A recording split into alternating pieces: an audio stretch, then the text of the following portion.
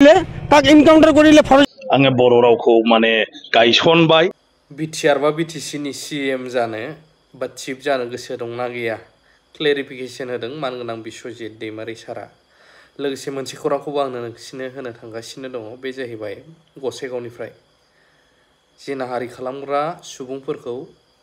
encounter खालामनो दाबि खालामदों बोरै मानि थाखाय बेखौबो होनो थांगासिनो दं खौरांखौ नायजोबग्रो ओमफ्राय बुजिगोन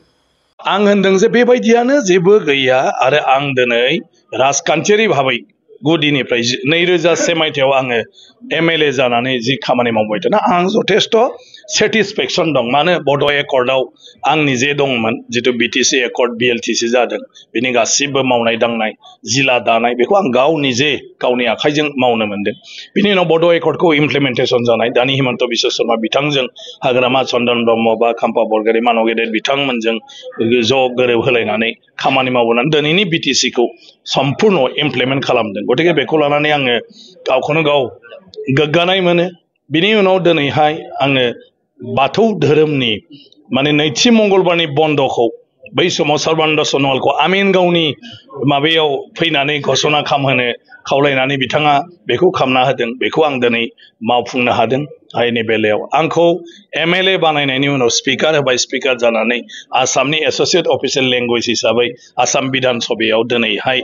आङो बर' रावखौ माने गायसनबाय आरो जेराव दा 42 सा रेगुलार बर' एमप्लयिफोर दा बेवहाय खालामनो हाबाय एसेम्ब्लियाव जे बर' रावा दा सोलिलांबाय थासिगोन बर' कसारि वेलफेयार अट'नमास काउन्सिल जायखौ नांथ'वा जाथ'नाङा मानाङा होननानै बुंलायनाय जादोंमोन आरो दिनै थालाङोमोनबा मा जागौमोन मोनथिया बेखौबो आङो नाजानानै गभर्नरनिफ्राय अर्डिनेन्स खालामहोनानै बै समाव मानव गेदेर सर्बानन्द सन'वाल आरो हिमन्त बिश्व शर्मा बिथांमोनखौ नारसिनथाबनानै दिनै बर' कसारि वेलफेयार अट'नमास काउन्सिला दाजाबाय आयेनगत भाबै माखासे खामानि दंबावो दा बेबायदि गोबां माने खामानिखौ आङो मावबोनो मोनबाय आरो आंखौ दिनै आइ आफा रायजो राजा आंनि लोगोफोर जोंनि संगठनफोर मालाबा आंखौ एमएलए बानायबाय मालाबा आंखौ आर्टपेड चेयारमेन बानायबाय मालाबा आंखौ एमपि बानायबाय दिनै आंखौ एमएलए दा स्पिकार आरो आंहा मा लुबैनाय थाबावनांगौ गतिके बयबो जानांगौ नाथाय जेरावखि थाया जोङो रायजोनि खामानि मावनांगौ पार्टिजों खोथा गैया पार्टिया मात्र जांख्लाल' आरो बे जांख्लाजों गाखोनानै सहैखांबा बयनोबो हरनांगौ सिलिङाव मोनहैबा गय गोरानखौ बयनोबो हरनांगौ नङा होमबा खुसिया गोरानबाबो बयनोबो हरनांगौ गतिके जांख्लाया माने मोनसेयावनो गाखोलांबा जलदब जलदब गोलैनोबो हागौ मालाबा नोङो जांख्लाया गानोबो हागौ ओंखायनो गोजौसिम सहैनो जाय जि सुबिदा मोनो बेजों गाखोलांनांगौ नाथाय गाखोखांनानै गोजौआव सहैबा जों बयबो गाहायाव थानाय मानसिफोरनो गोजौआव मा दं बेखौ हरनांगौ आरो होमबानो जायो সংবাদ মাধ্যম যোগে পাইছিলোঁ যে যোৱাকালি 14 বছৰীয়া দশম শ্ৰেণীত পঢ়া এজন ছোৱালীক তিনিজন পাচণ্ডই এখন বাইকৰে আহি আগচেৰি ধৰি মানে বিভিন্ন ধৰণে ধৰ্ষণ কৰিছিল মানে জোৰ জবস্তি ধৰ্ষণ কৰি অচেতন অৱস্থাত ফেলাই থৈ গুচি গৈছিল আমি এই কথাটো ক'বলৈ বিচাৰিছোঁ যে অসমৰ মাননীয় মুখ্যমন্ত্ৰী মহোদয় যে আপোনাৰ গৃহ বিভাগৰ দায়িত্বত থকা অসম আৰক্ষী স্মাৰ্ট আৰক্ষীয়ে যে কিছুদিন আগত আমি দেখি গৈছিলোঁ যে দুজন ল'ৰা মাছ মাৰিবলৈ গৈছিলে তাক এনকাউণ্টাৰ কৰিলে ফৰেষ্ট ডিপাৰ্টমেণ্টে কিন্তু এইটো ঘটনা কিয় এনকাউণ্টাৰ কৰিব নোৱাৰে আমি এটা কথা ক'বলৈ বিচাৰিছোঁ যে অতি সোনকালে 3 দিনৰ ভিতৰত 3জন পাচণ্ডক কৰায়ত্ব কৰিব লাগে আৰু 3 দিনৰ ভিতৰত ডাইৰেক্ট ৰাজহুৱাভাৱে এনকাউণ্টাৰ কৰিব লাগে কাৰণ এইটো অসমৰ চৰকাৰ বা অসমৰ গৃহ বিভাগৰ বা অসমৰ মাননীয় মুখ্যমন্ত্ৰী আমাৰ ধৰ্মীয় সংখ্যালঘু মানুহক লৈ এটা দোকান খুলিছে কাৰণ যেতিয়া নিৰ্দোষী মানুহ দুজনক মাৰিলে তেতিয়া বিনা দোষী মানুহক এনকাউণ্টাৰ কৰি দিলে কিয় কৰিলে এইটো ধৰ্মীয় সংখ্যালঘু মানুহক উত্তেজিত কৰিবৰ কাৰণে আৰু যে 2-3জন মানুহ দোষী হ'ল এতিয়ালৈকে ইহঁতক এৰেষ্ট কৰিব নোৱাৰিলে এতিয়ালৈকে এনকাউণ্টাৰ কৰিব নোৱাৰিলে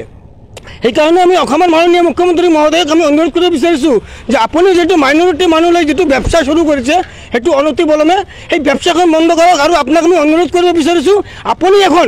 আইন যিটো বিধানসভা চলি আছে বিধানসভাৰ মজিয়াত আপুনি যিমান সোনকালে পাৰে এখন আইন পাছ কৰক পাছ কৰি এনেকুৱা ঘটনা এই ধৰ্ষণকাৰীক যিমান সোনকালে পাৰে 3 দিনৰ ভিতৰত ডাইৰেক্ট এনকাউণ্টাৰ কৰাৰ কাৰণে আমি অনুৰোধ জনাইছোঁ শুনি পাই আছোঁ অসমত এনেকুৱা ঘটনা হৈছে তাৰ আগত বিভিন্ন জায়গাত ইণ্ডিয়াতে হৈ আছে এনেকুৱা এইটো কাৰণে আমি চৰকাৰক মানে আইন এটা বনাবলৈ অনুৰোধ কৰিছোঁ মানে এইটো বলৎকাৰী যিবিলাক মানে হৈ আছে ঘটনা এইবিলাক এটা আইন বনাব লাগে আৰু এইবিলাকক ফাঁচি হ'ব লাগে আৰু নহ'লে এনেকুৱা লটকাই দিব লাগে 3 দিনৰ কাৰণে মাৰি কিনি মানে বেলেগ মানুহ চাই মানে এটা মানে শিক্ষা পাব যে এনেকুৱা কাম কৰিলে আমাৰ এনেকুৱা হ'ব এইটো যদি নকৰে তেনেহ'লে এনেকুৱা ঘটনাবিলাক হৈয়ে থাকিব আজি আমাৰ হ'ব কালি বেলেগৰ হ'ব এনেকৈ চলি থাকিব মানে কোনো আইন নাই কোনো ডৰ ভয় এনেকুৱা কোনো বস্তুৱেই নাই মানে যধে মধে এনেকুৱা চলি আছে এইটো আমি ক'ব পাৰোঁ এইটো ৰাজনীতিকী হয় নেকি কিন্তু তথাপি আমি গভৰ্ণমেণ্টৰ লগত মানে এটাই অনুৰোধ এইবিলাক বস্তুৰ কাৰণে এনেকুৱা হৈ আছে এইকাৰণে আমি কৈছোঁ মানে এটা আইন বনাব লাগে মানে কৰা আইন যাতে এনেকুৱা ঘটনা কৰাৰ পিছতে 2 দিন বা 3 দিনৰ পিছতে ফাঁচি হ'ব লাগে এইটো আইন বনোৱাৰ কাৰণে আমি অনুৰোধ কৰিছোঁ